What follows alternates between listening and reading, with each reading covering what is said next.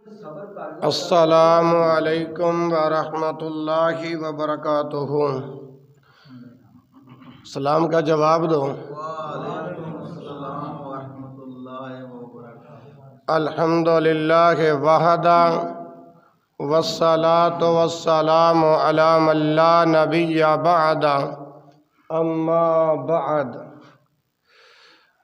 کن کن چیزوں سے روزہ ٹوٹتا ہے اس بارے کے اندر میں بتا رہا ہوں قرآن حدیث پڑھ کے، جس کے بارے کے اندر 2 حصے رات کو مکمل ہو گئے۔ اب تیسرا حصہ یہ ہے، حیض اور نفاس والی عورت کے روزے کا شرعی حکم کیا ہے۔ عورت حیض اسے کہتے ہیں جو عورت کے ہر ماہ کے بعد جو ماہواری آتی ہے، مینسز آتے ہیں، اس کو حیض کا خون کہتے ہیں۔ جب عورت کا بچہ پیدا ہو جائے، بچہ پیدا ہونے کے بعد جو خون آتا ہے اس کو نفاس کا خون کہتے ہیں۔ اب عید کے دن رسول اکرم صلی اللہ علیہ وآلہ وسلم نے عورتوں کو دوران خطاب فرمایا۔ رسول اللہ نے، اللہ کے رسول نے، اللہ کے نبی نے عید کے دوران عورتوں کو خطاب فرمایا کہ تم صدقہ خیرات کیا کرو، تم صدقہ خیرات کیا کرو، کیونکہ میں نے جہنم میں زیادہ عورتیں دیکھی ہیں، اللہ کی جہنم میں زیادہ عورتیں دیکھی ہیں۔ عورتوں نے کہا یا رسول اللہ وہ کیوں؟ فرمایا تم دین اور عقل میں ناقص ہونے کے باوجود اپنے خاوندوں پر، اپنے شوہروں پر لعنتان کرتی ہو۔ کیا کرتی ہو؟ لعنتان کرتی ہو۔ اب جب رسول اللہ صلی اللہ علیہ وسلم نے یہ بات کہی نا، عورتوں نے کہا اللہ کے رسول، ہماری عقل اور دین میں کیا نقصان ہے؟ کیونکہ آپ نے فرمایا دین اور عقل میں ناقص ہونے کے باوجود، یعنی دین اور عقل میں ناقص ہو۔ عورتوں نے پوچھا اللہ کے رسول، ہمارا دین اور عقل میں ناقص ہونے سے کیا مراد؟ ہماری عقل اور دین میں کیا نقصان ہے؟ رسول اللہ صلی اللہ علیہ وسلم نے عورتوں کو جواب دیا، عقل میں نقصان یہ ہے کہ مرد کے مقابل نصف گواہی ہے، مرد کے مقابل نصف گواہی ہے۔ یہ عورت کا عقل میں نقصان ہے۔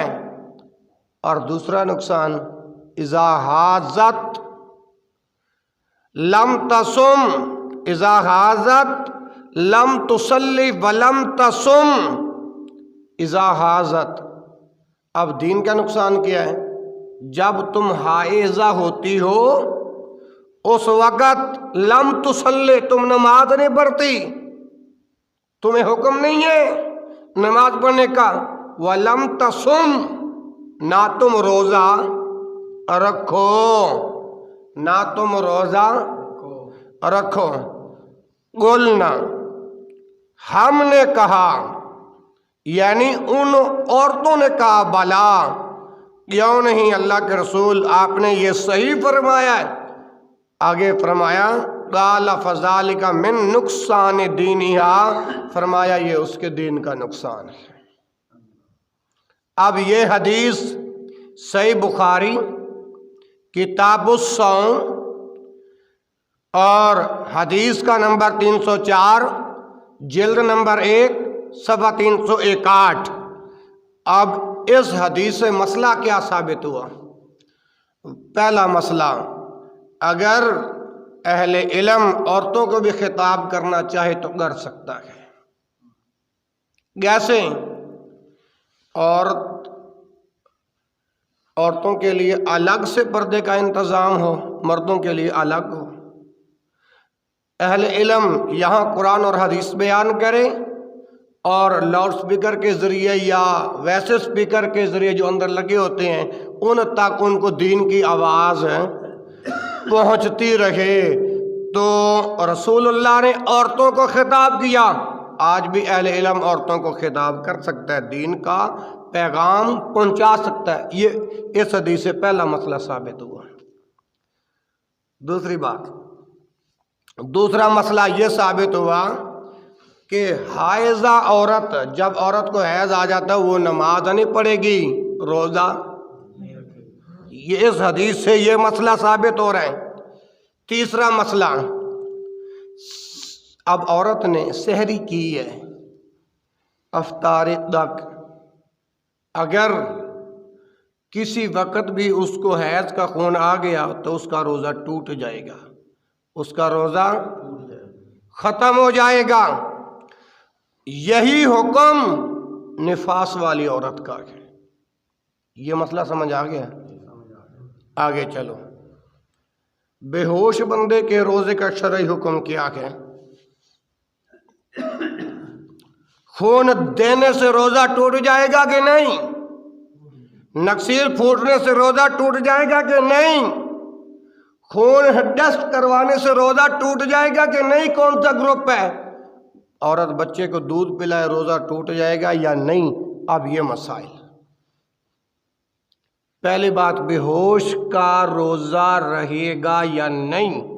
سنیے، اگر طلوع فجر سے غروب آفتاب تک، طلوع فجر یعنی فجر کی نماز کے بعد جو سورج طلوع ہوتا ہے، سمجھ آ رہی؟ طلوع فجر سے لے کر غروب آفتاب تک، یعنی جب سورج غروب ہوتا ہے، اگر کوئی بے ہوش رہا تو اس کا روزہ نہیں، اس کا روزہ نہیں.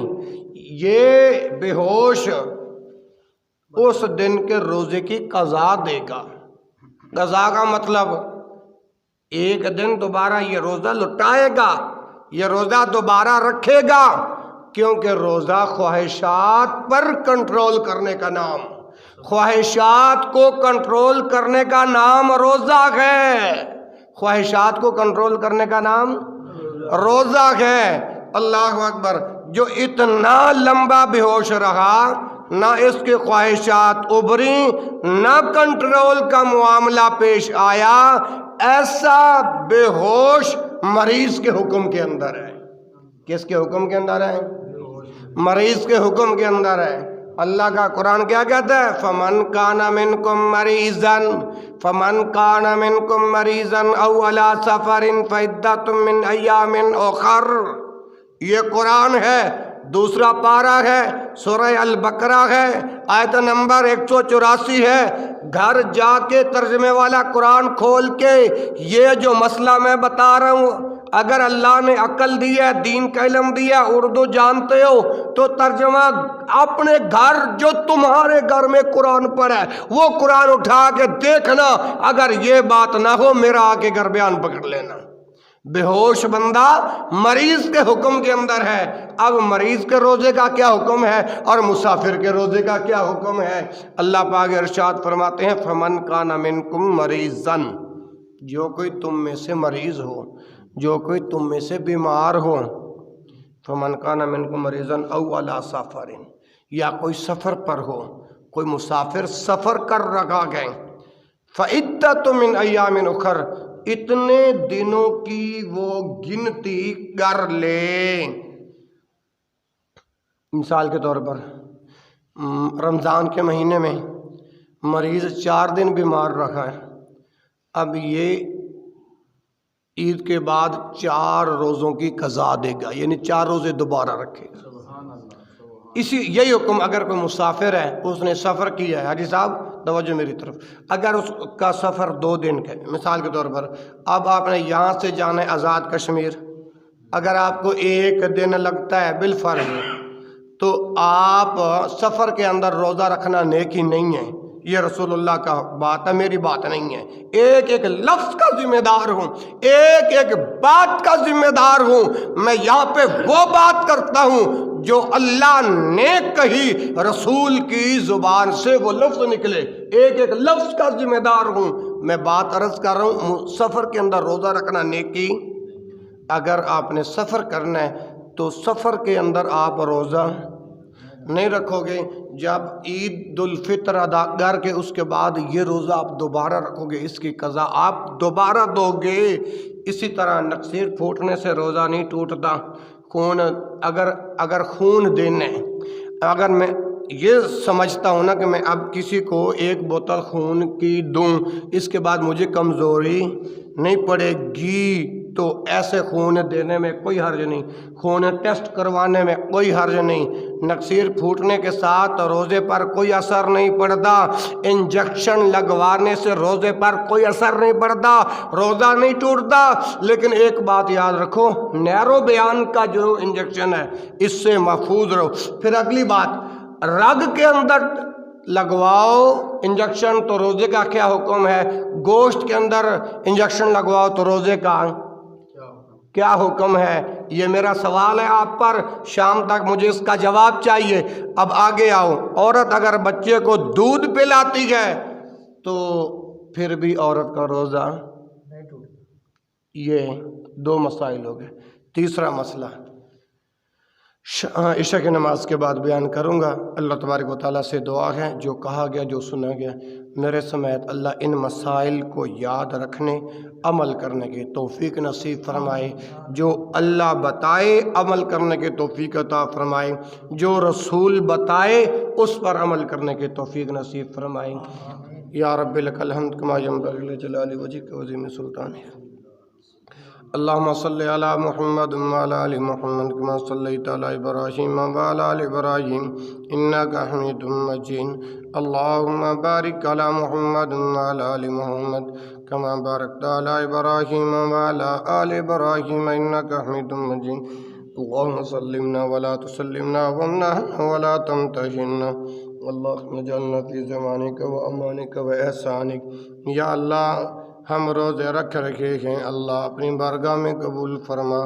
یا اللہ جو روزے نہیں رکھ رکھے اللہ ان کو روزے رکھنے کی توفیق نصیب فرما۔ یا اللہ جو قرآن حدیث بیان ہو اللہ عمل کرنے کی توفیق نصیب فرما۔ یا الہ العالمین جو بے روزگار ہیں اپنے فضل سے رزق حلال نصیب فرما۔